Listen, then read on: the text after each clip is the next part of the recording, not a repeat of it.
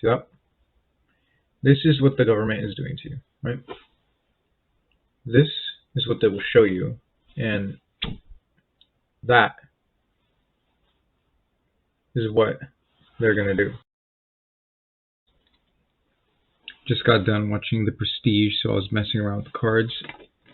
Either way, we need to work on stopping tyranny from the state.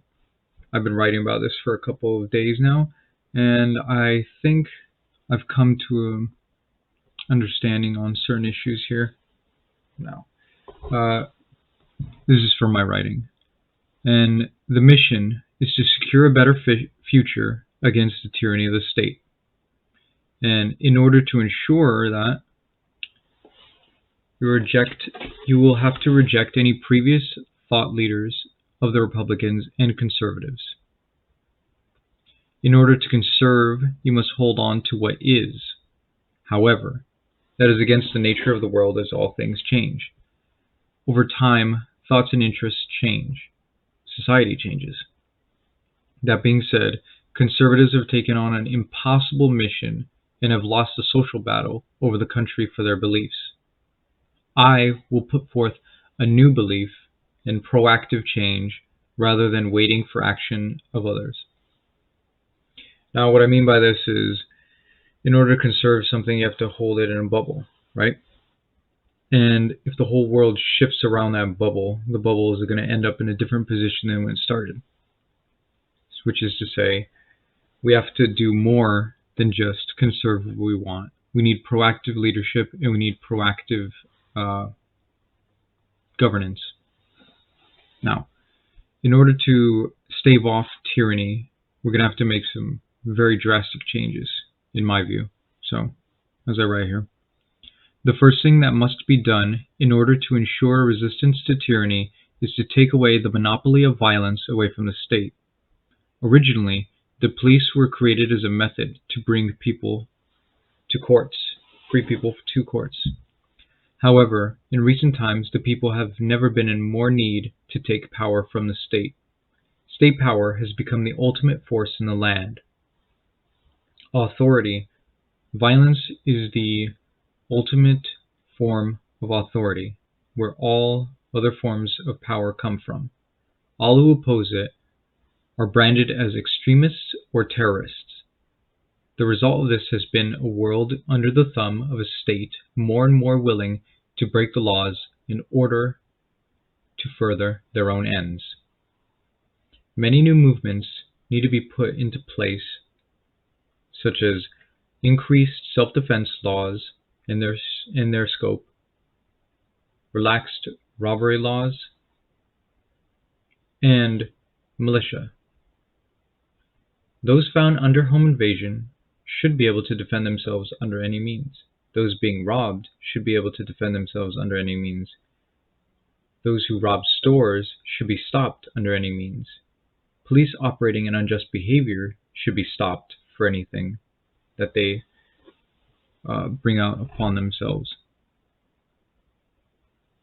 Now, my first set of tenets here will be about self-defense and how come self-defense needs to be beefed up in order to stop certain actions by the state and to increase safety of the people.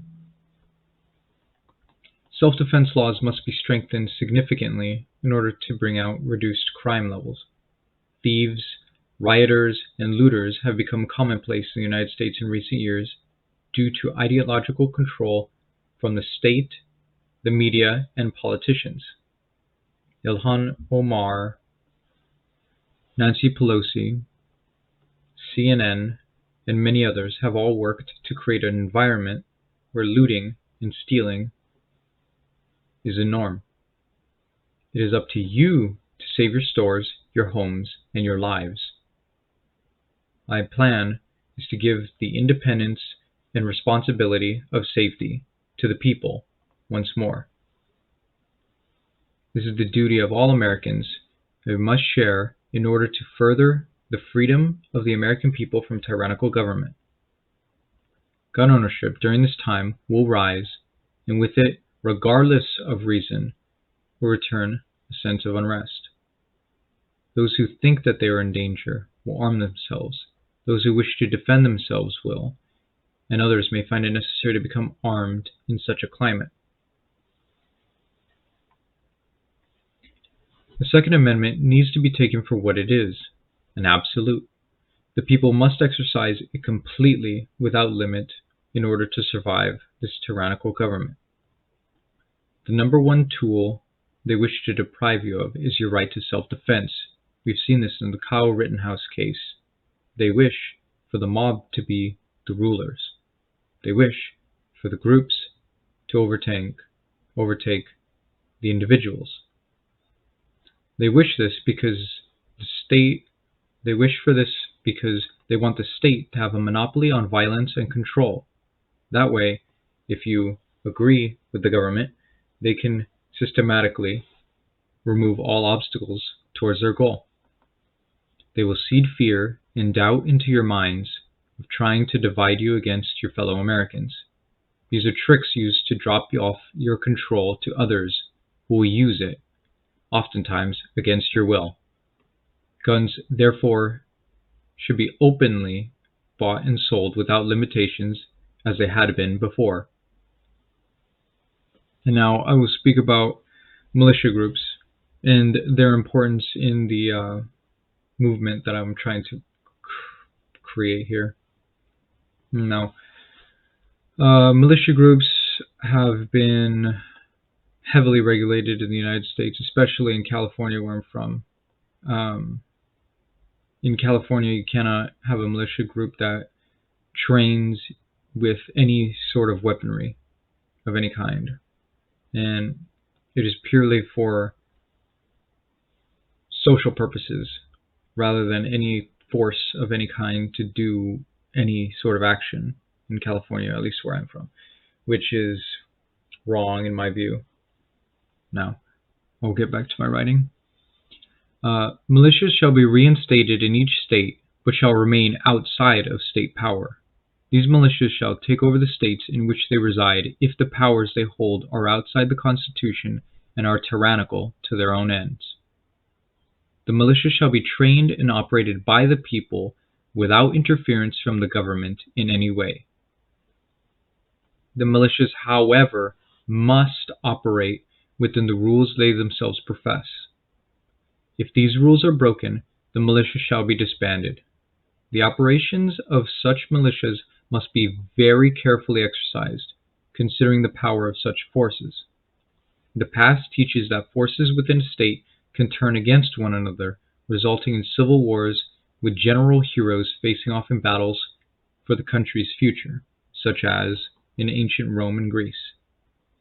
In order to prevent this, a robust system of separations of powers must be implemented from within.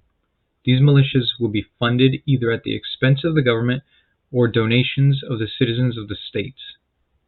The donations, however, shall be capped at a certain low enough figure to prevent favoritism in corporate purchase of soldiers. Now, the duties of the militia is to break down with force any structure that takes upon too much control over the citizens. They have to rain charges and carry them out in tribunals held publicly. These must be heavily transparent, with benefit of doubt given to the charged. The jury is to be made of citizens of the state in which the events have taken place, and the county in which the issues had arisen. The militia is not to break up every system as a busybody, but under careful research and thought, only to break apart corporations and state offices. They are not to be used against the people. Due to this, the nature of such a force that I'm planning on, it is very important that they be heavily regulated. You would not want to switch one tyrannical government force with another tyrannical government force. It just wouldn't work. They must be heavily controlled, and they must have a goal which is diametrically opposed to the government. Now, I'll also continue further with police. The police role must be reduced to the point in which they are to bring people before the courts. They have never been here to protect or ensure the safety of individuals, which is shown, of course, in a famous Supreme Court finding. I can't remember it now. The people must take methods to ensure their own safety. This is, of course, a sacrifice, and it will cost lives, but it will result in the loss of power for the state at an unbelievable level. They can no longer use officers to their own ends and agendas, such as Oregon state officials telling the police to stand down during riots of Antifa costing millions in damages, as well as destruction of many businesses in the area. The police must operate impartially to the elite. And that will be all for now in my mission towards creating a system that works towards the freedom of the people. I don't wish to see a government system the way that I'm seeing it now, at least how it's being exercised in Canada or in Oregon or any other place that would deem it okay for the government to have such overreach over our lives and our rights. And because of this, I've called upon this mission to bring about proactive change towards the nation. And if you're interested, see more of my videos. And also, please subscribe. It helps me out more than you know. All right? Thank you.